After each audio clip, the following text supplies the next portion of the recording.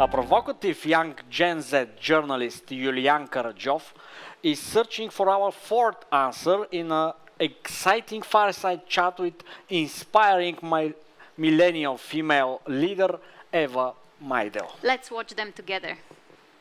Hi everyone, my name is Yulian Karadzhov and I'm the host of the From A to Z podcast at Teen Station. I'm also a 12th grade student. My school year has just begun, and with me is Miss Eva Maydell. Hi everyone. Very happy to be joining you today. So today we will be talking about Generation Z, which changes the game. This is my generation, and also what skills are needed in the automated age. And my first question for you is the following. The switch to online classes was a big leap for education, and the new school year has just begun. The path of the pandemic is still uncertain. A lot of experts are not really sure how it's going to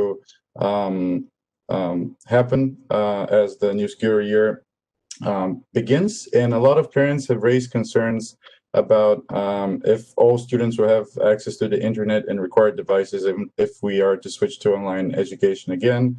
And I was wondering, how is the European Union and the Bulgarian government tackling this issue? Well, so first of all, Yulian, I'm very privileged to be interviewed by you. After all, as you were saying, today when we record this video is your first day of school.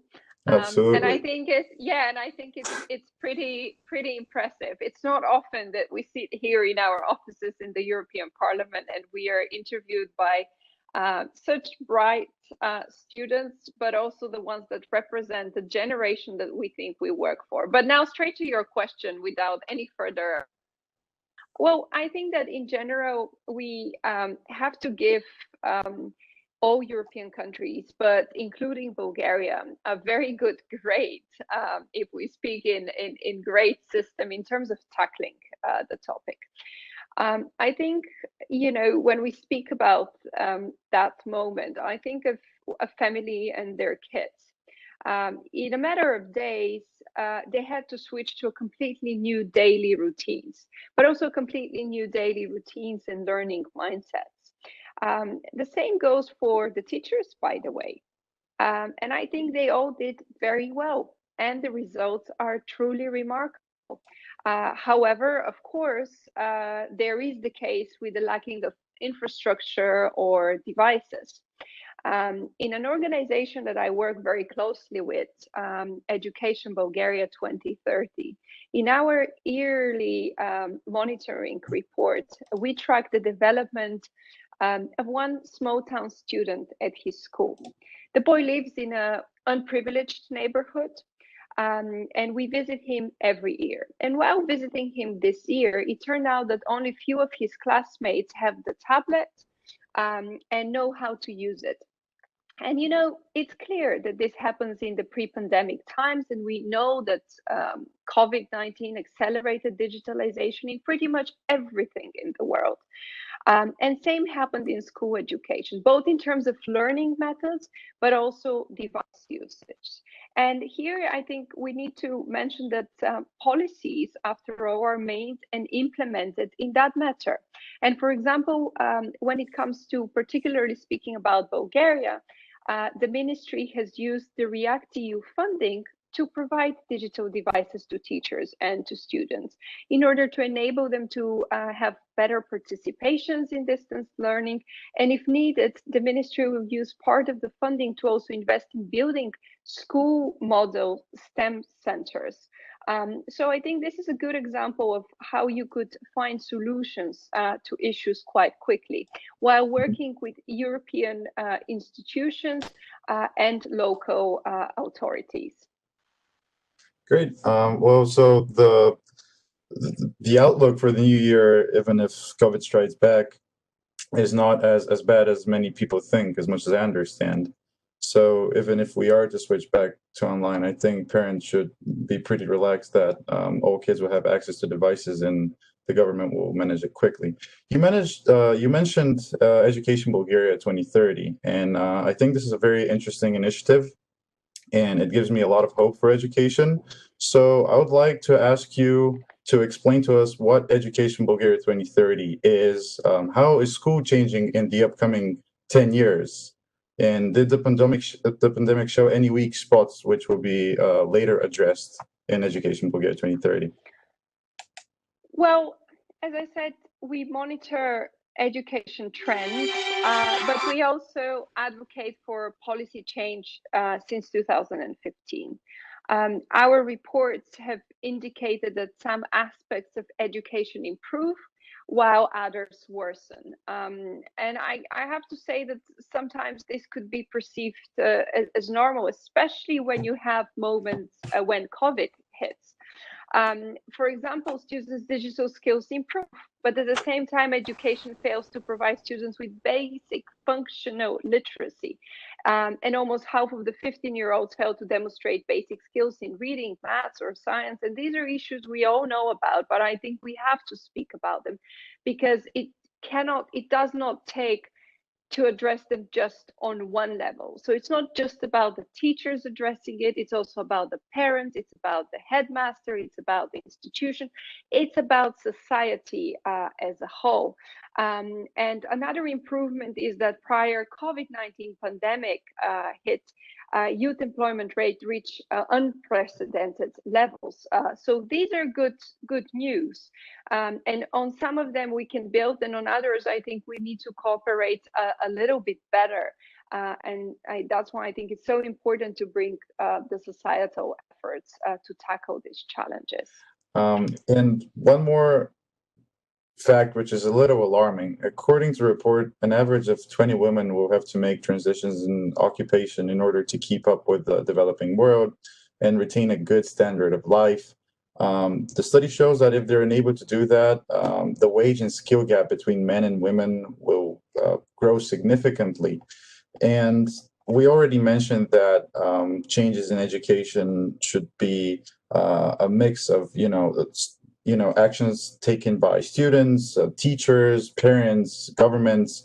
So what changes need to be made in education and workplaces and society in order to help women make the necessary transitions in the next couple of years and prepare the following generations, which is also really important to me, for the automated age?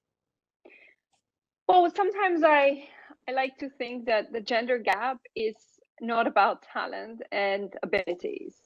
It's rather a mindset cost gap. And this is why it's really paramount to invest in policies to offer equal access to quality education for all. Whether they come from an underprivileged background and irrespective of their gender. Policies that address the poverty, the inequality with very effective measures. And we also need to take further actions to encourage to acquire technological and also STEM skills, whether that would be through early career guidance, whether that would be through mentorship practices, mobility opportunities, and so on and so forth. But we can do more, and we should do more in that respect. And I'm sure that throughout the debates and discussions today, a lot of people will pinpoint a number of good examples that we'll need to learn, and we need to again push through this sort of exchanges become reality. Absolutely, I totally agree with you. It's more of a mindset thing. And speaking of that, I think it also, again, links very well to my last question.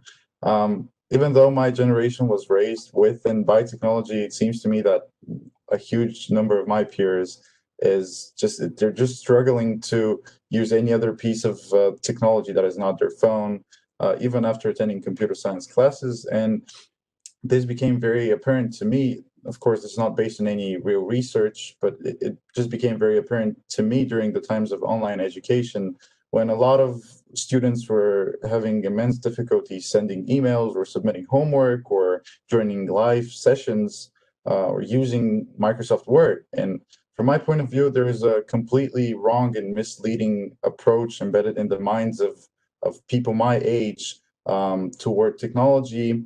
I think, and I've heard many say that it's too complex for them to understand and let alone use on a more complex level or advanced level.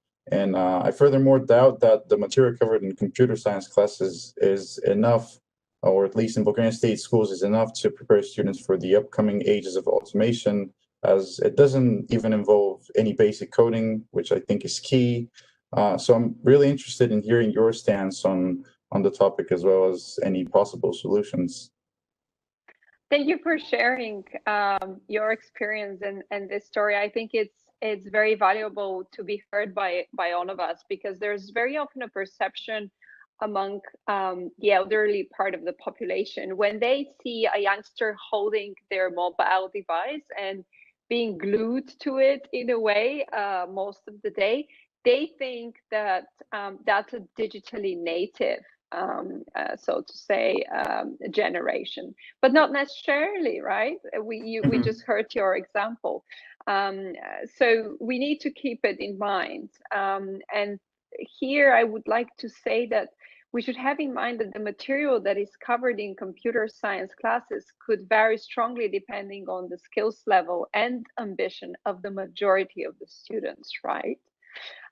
So, you know, if some are at a level where they could successfully browse on the internet, but not much more, and others are on a level where they're ready to code, that also gives you a very big gap that you need to find a way how to bridge. But this is why your question makes me think about the most important skill of the 21st century. And I think this is learnability. It's the essential skill we need to all nurture, all of us, the ability to learn. It is no longer the case that you get your, you know, diploma or your grade, and you can forget about your personal and professional development and any sort of training and classes. And one could say, in a way, it was valid in the past. Not everybody took advantage of it, or not as much as they could. But I think learnability throughout every day of our life will be even key, will be very key. And even coders who learn one language constantly have to keep up to date and learn other coding languages, right? So if anything, the digitally literate people and the developers are the ones who probably are the best examples of possessing learnability skills. If you get lazy and complacent, you get replaced. So if we want a digitally literate society and to boost digital skills, in particular also among the female part of the population, we need to discuss and speak of the need for learnability, first and foremost. And, you know, it's not something that you could say, that's what you should do. It has to come natural, and it comes only natural when it's, you know, embraced by society, by school, by the whole atmosphere around you. There's nothing more than I wish than to have curious kids around, people that want to know, people that want to learn, people that want to share their ideas, people that inspire you in this way, also for you to create more. So that's my wish, actually, for the future of education, an education that helps us share our ideas and our visions, but in the same time nurtures, you know, creativity, knowledge, learnability among us. I think in this way, we'll not just be more resilient, more agile, but we will also have better results, and we'll probably end up being a happier society. And this is when we were discussing the aims of Education Bulgaria 2030 back in 2015, someone said, you know, we want whatever to end up in as a result that when Yulian graduates from his school next year, he finds a job, he finds an opportunity, he finds a school, a university where he can go to, where he feels happy. We want more happy Europeans, more happy Bulgarians, and I think you could do that through education. So that's my biggest wish for the years to come. I completely agree. I think happiness should really be a priority, especially in those years where kids are growing up and going through different changes. And I think it's very key to have that. Well, thank you so much for answering my questions. It was a great pleasure meeting you, and I hope we've helped, and I hope it was not too boring. No, it was fantastic, and thank you for sharing your examples. So I look forward to other opportunities to meet up and talk, and hopefully next year you graduate as happy as you're today. I hope so. I really do. Thanks a ton. Bye-bye. Bye.